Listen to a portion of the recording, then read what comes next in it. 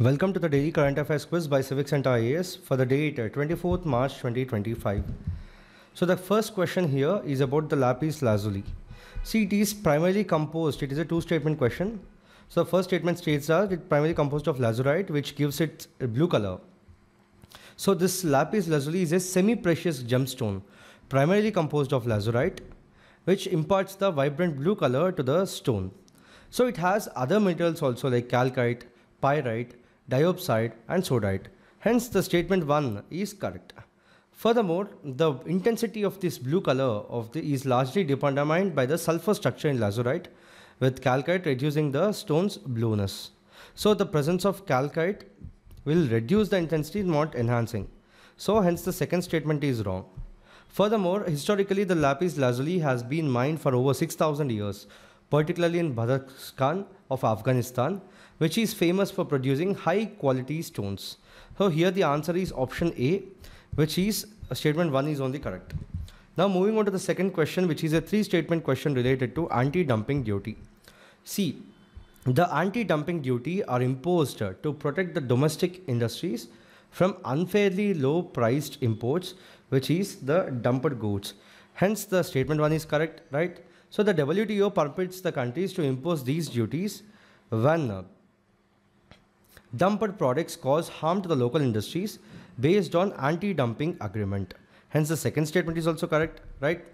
So in India, the duties are imposed are under the section 9A of the Customs Tariff Act of 1975, typically for 5 years, after which they are reviewed. So this is for 5 years, not 10 years, and every 5 years the review is done. Hence the third statement is wrong. So these duties must comply with the WTO regulations to ensure fairness, transparency and justification. While they help protect the domestic industries, they may raise consumer prices temporarily by reducing the competition from cheaper imports. Hence the correct answer is option A, which is 1 and 2 only. Now, moving on to the third question. It is a assertion reasoning type question about FPI. See, the foreign portfolio investment refers to the investments made by the foreign investors in financial assets of their country of their own.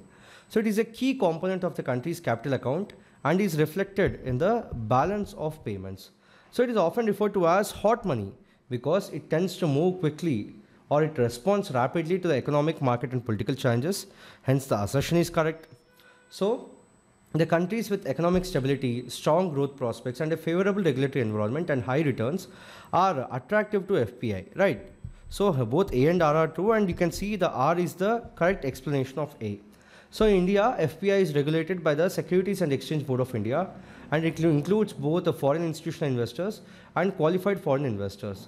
So these investors are drawn to the emerging markets like India due to potential for high returns, although their investments can also be withdrawn quickly based on the short-term changes. Now moving on to talk about the fourth question. It talks about the ASHA scheme, and it's a three-statement question. See, the ASHA scheme was launched in 2005 under the National Rural Health Mission.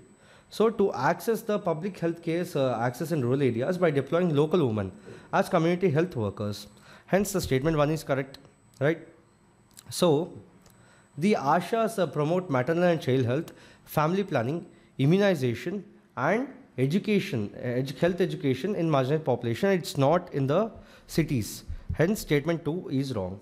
Furthermore, they facilitate health services and raise awareness in rural areas, acting as link between the communities and healthcare providers.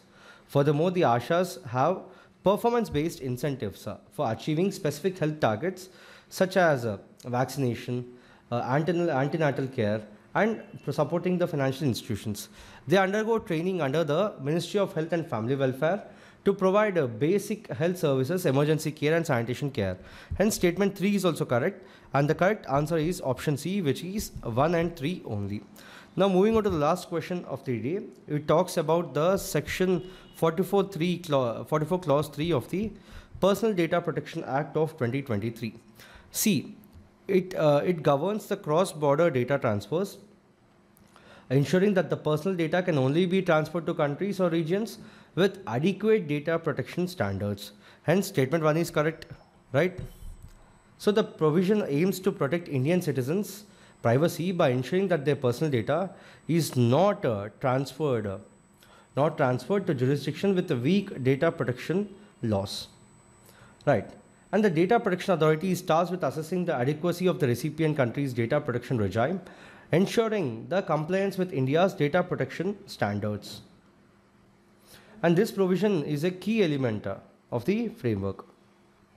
So hence the correct answer is option B, which is, hence the correct answer is option D, which is 1, 2 and 3 only. Here it's given wrong. Okay. So in this video we have discussed 5 questions in total. We'll be back again with another video tomorrow. Thank you.